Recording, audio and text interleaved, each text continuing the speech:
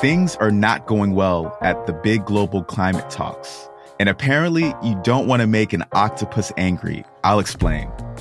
It's The 7 from The Washington Post. I'm Jeff Pierre. It is Friday, November 18th. Let's get you caught up with today's 7 stories. Number 1, talks at the United Nations Climate Summit in Egypt have broken down. COP27 is supposed to end today, and countries haven't made much progress on a new agreement to tackle climate change. Developing nations want money from rich nations who are responsible for the most emissions.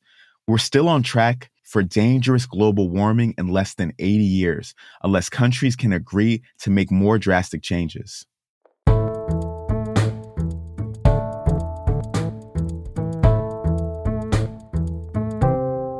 At number 2, Nancy Pelosi announced yesterday that she's stepping down as top Democrat in the House after 2 decades. And with great confidence in our caucus, I will not seek re-election to Democratic leadership in the next Congress.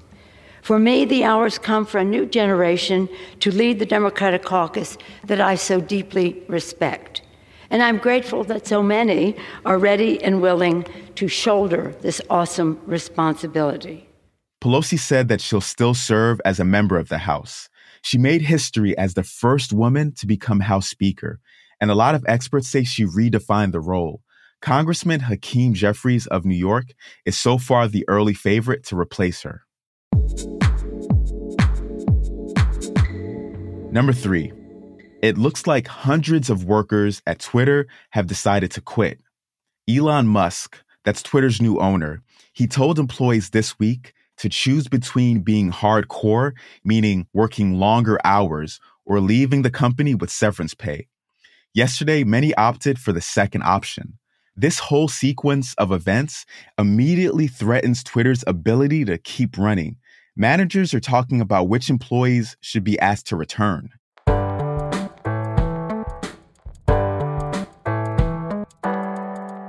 Closing arguments will begin today in a high-profile January 6th trial.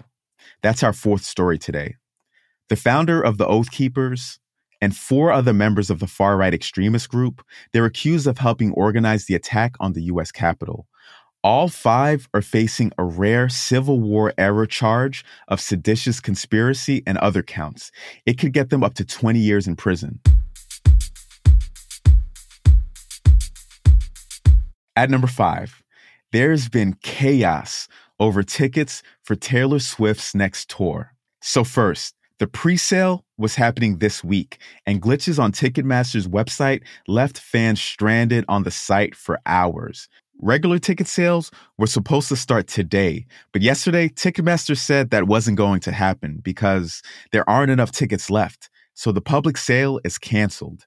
The meltdown has sparked calls to investigate and break up Ticketmaster. Critics say it's become a monopoly.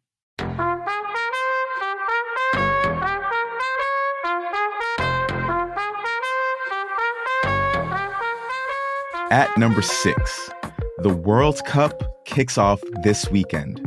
Soccer's biggest tournament is being played in Qatar. It'll feature 32 nations, with matches starting Sunday through to the final on December 18th. The U.S. men's team faces group games against Wales. That's on Monday, and then England and Iran. The top 2 teams will advance to the knockout stages.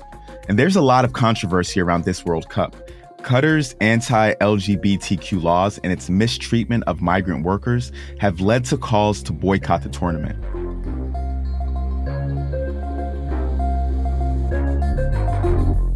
And number 7, octopuses may deliberately throw things at each other. They were caught on camera on the coast of Australia, flinging objects at each other. The recording was made by researchers there. A new study says that the animals probably do this to defend their personal space, or they might be protecting their eggs, or they might just be angry. All right, you are all caught up. If you like what you've been hearing this week and you listen to the podcast on Apple, please rate and review the show. And if you're a Spotify person, you can give a rating there too. And thanks so much for doing that. We appreciate it on the show.